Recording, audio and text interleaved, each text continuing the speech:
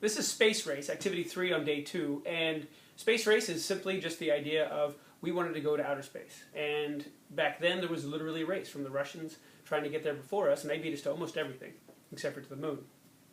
And so we were racing to the moon, and the big thing was that if we could get to the moon before the Russians got to the moon, then that would show that we were a strong superpower.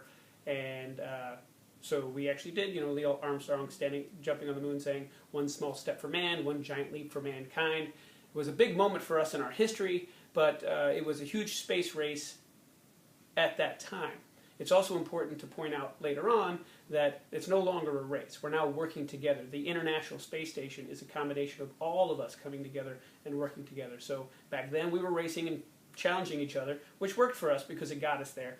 But now it's even working better because we're sharing resources and our intelligence and knowledge on how to get this stuff to work. So, space race. Here we go.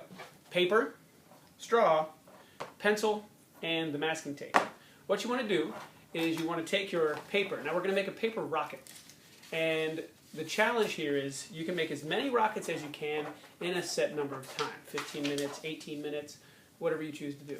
So here's how you make the rocket. You take your tape and you pull it the long length of the paper. So you find the long side, or 11 inches, and you just tape it directly to your table like that.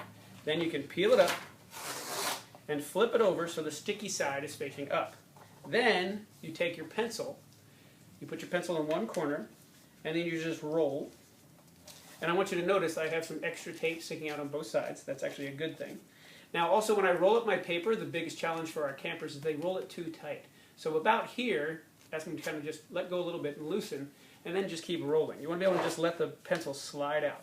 Now notice my tape is starting to overlap here. That's good. Keep going until you get to the very end of the tape.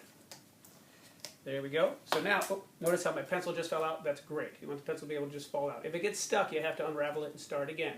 So here we have the tape at the top. Now the tape at the top is good because you don't want any air to come out, because this is going to be an air-powered rocket. So you take the tip of your rocket, squish it down, and then take the tape part and just fold it over like this and tape it down onto your rocket. Now that is your nose cone. Everyone say nose cone. Touch your nose, nose cone. Very good. And I do that with older campers too, so don't think that I just saved that for the younger guys. I use it for everybody. Now also you can choose what you want to do here. A lot of campers want to add fins to it. So they would take scissors and cut up the part here like this. They would cut up the end here. They would put scissors in here and cut, and they would make their fins. Now the fins are good, but also, you know, for making the rocket look like a rocket, but also it slows it down, creates drag. This is good sometimes because it is a distance competition. For now I'm just going to show you how it works, because the kids can choose to do the fins or not. It's totally up to them. They're the designers of this. Now you take your straw, very important. Take the straw, you can use the bendy side, so small side out, take it like this, and now you have your launcher. So you can turn it like this and blow at it. Now make sure every camper gets their own straw. They are putting their mouth on it, they are blowing it. If they can't remember which straw was theirs, or if they lose their straw, just give them another one. Don't worry about it. So you take it like this, now you put it on this side, and then there you go. Now you set up a bowl, and you could write moon on the side of the bowl, and then you can set up people from Japan and China and Australia or different parts of the world, depending on how many teams you have. And then you can have them launch it. So you can choose different continents. So if you have 7 teams, each can take a continent, and then have them launch to try and get it into the bowl. So there's 2 challenges here.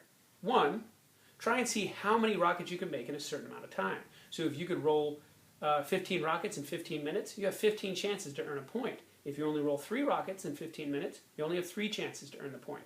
Of course, when you take turns, each continent or each team gets to take a turn firing off a rocket, trying to get it to the moon. And even if they have 3, you keep going around until one goes. If that team's out, you keep going until all the teams have used all their rockets. So that, of course, the team with the most rockets in the moon or on the moon, which is just a bowl or a circle with tape on the ground, they win. Just a fun exercise, fun activity. One of the best parts is them racing to see how many rockets they can get, and also learning that process, seeing if they do an assembly line or if all take individually. Both work differently and have value. There it is, Space Race.